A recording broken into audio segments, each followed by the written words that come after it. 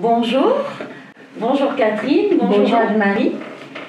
Je suis Mylène Monchot, chef du service insertion et logement au département des Alpes de Haute-Provence et je vous remercie d'être présente et de bien vouloir témoigner aujourd'hui sur la mise en œuvre du service public de l'insertion et de l'emploi, SPIE, dans notre département. SPIE dont les objectifs peuvent se résumer autour de deux principes, l'emploi d'abord et un parcours sans couture. Je vous laisse vous présenter. Oui, si vous voulez. Bonjour, alors moi c'est Cathy Sicard. Je suis en recherche d'emploi et je suis suivie par quelqu'un de Pôle emploi, une conseillère qui m'a bien aidée dans mon parcours. Je suis Anne-Marie Niello, je suis chargée donc, de coordonner le service public de l'insertion et de l'emploi sur les territoires. Anne-Marie, dans le cadre donc, du SPIE, il y a eu le projet de mettre en place une formation pour les professionnels de l'accompagnement. Pouvez-vous nous dire quels en sont les enjeux ? Oui, en effet, il y a des enjeux pour les professionnels. C'est déjà de favoriser l'accès et le retour à l'emploi et donc aussi de tisser du lien entre ses partenaires, entre ses professionnels et puis enfin aussi construire et expérimenter des outils et des méthodes. Pour les bénéficiaires, quant à eux, c'est aussi donc, de pouvoir bénéficier d'un accompagnement adapté à sa situation et son évolution, mais c'est aussi appliquer donc, le principe de « dites-le nous une seule fois ».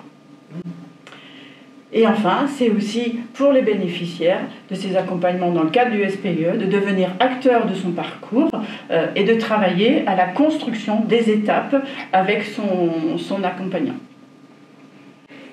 Et Catherine, oui. Donc un jour, votre conseiller de Pôle emploi qui vous accompagne vous propose de participer à ce groupe de travail. Qu'avez-vous pensé ? Vous avez hésité, vous avez été partante immédiatement ? Mais non, je n'ai pas hésité parce que je me suis dit pour une fois, on va avoir droit à la parole. Dans le cadre dans une réunion, il y aura d'autres personnes qu'on ne voit pas d'habitude. Donc c'était très intéressant de pouvoir s'exprimer et surtout de pouvoir exprimer le ressenti des autres demandeurs d'emploi aussi. Parce que finalement, je me suis un peu sentie comme une porte-parole. Et lorsque le groupe de travail a démarré, on nous a demandé de nous présenter uniquement par notre prénom et la structure qui nous accompagnait ou dans laquelle on travaillait. Qu'avez-vous pensé de cette démarche ? J'ai trouvé ça très intéressant parce que justement, ça enlève les barrières. Il n'y a plus de barrières, il n'y a plus de personnes avec un statut bien défini. On était tous là, juste avec un prénom et avec un ressenti. Donc c'était très intéressant pour nous.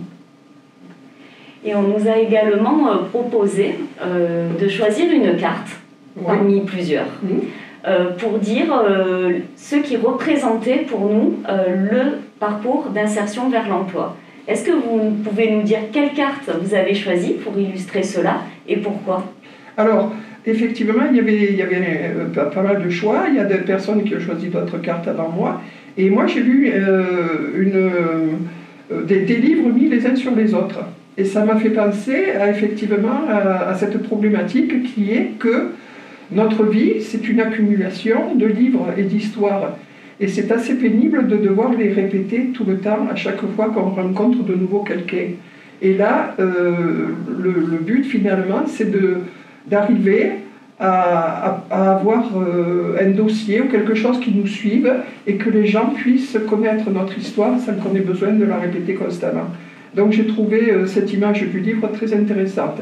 Et en plus, ça représentait le fait qu'il y a quand même aussi beaucoup de services qui s'occupent de réinsertion nous on est un peu dans le flou. On a du mal à s'y retrouver et ça fait un tas de livres à lire dont on n'a pas forcément connaissance. Donc 3 ateliers ont été organisés et chaque groupe devait donner son avis sur les besoins de la formation. Comment ça s'est passé ? Mais moi j'ai trouvé que c'était bien équilibré justement. Parce qu'en fait il y avait des personnes totalement différentes, mais comme on ne se connaissait, qu'on ne s'appréciait que par nos prénoms, il n'y a pas eu d'enjeu de se dire « ah, je ne vais pas oser parler, je ne voudrais pas dire de bêtises, etc. » On était tous au même niveau. Et ces 3 ateliers, ça tournait, donc c'était constructif parce que chacun pouvait mettre sa pierre à l'édifice. Et finalement, il y a eu aussi une entraide pour trouver des réponses à tous ces questionnements. Donc j'ai trouvé que c'était vraiment solidaire.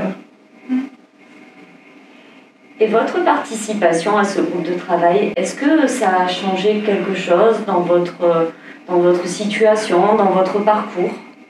Moi, personnellement, ça m'a donné envie de remettre en question mes connaissances dans mon métier de secrétaire polyvalente. C'est-à-dire que je me suis aperçue que je n'avais plus le niveau par rapport aux outils informatiques modernes. À savoir que moi, j'étais, vu mon âge, avancé sur Word et sur Publishare, que je ne retrouvais pas dans mon nouvel ordinateur, par exemple.